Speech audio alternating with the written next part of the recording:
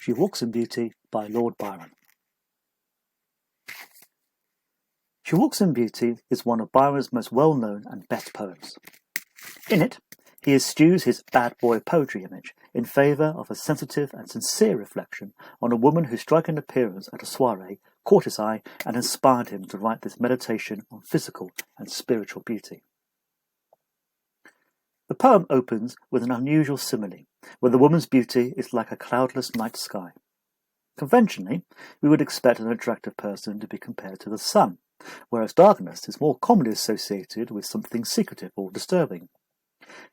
Yet, in this poem, the day is gaudy, whilst night is mellowed. Perhaps Byron is using the unconventional comparison to suggest that either the woman's beauty is unusual, or that it possesses a rare quality.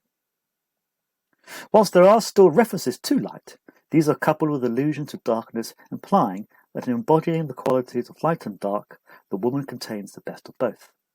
This presents her as encapsulating a sense of harmony. By the second half of the second stanza and into the third stanza, the light-dark contrasts become absent, save one reference to glow, as Byron moves on from describing the general appearance of the woman to more specific details. In many ways, the second half of the poem is similar to a blazon, as the speaker moves from the woman's hair to her cheek, then brow, and finally mouth. Unlike Marvell in To His Coy Mistress, however, Byron is not interested in superficial physical attractions, but links aspects of the woman's face to the quality of her mind. Essentially, the poem claims that the woman's beautiful appearance reflects a beautiful mind. Ironically for a poet famed for his wildness and hedonism, the iambic tetrameter, with the exception of the fourth line, lends the poem a stately, measured air. Furthermore, the regular sestet stanzas and intricate AB rhyme scheme add to the overall feel of control and carefully thought-through reflection. Just as the woman is harmonious, so the poem is similarly well-balanced. Examples include the way the night with which he is compared at the start is cloudless, but has light from the stars, how the details from the second half of the poem complement the generalities of the first, the combination of dark and light imagery, and so on. This understated approach allows space for the underlying sentiment to resonate and underscore Byron's deep awe of this woman.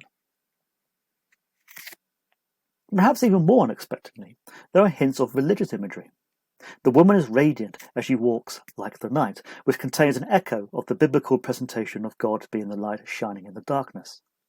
The references to heaven and grace have a clear Christian connotation, whilst there's an air of saintliness to the description of the woman's virtues in the final stanza. Byron, like his reader, is struck by the woman's attractions, but his feelings are platonic, chaste even.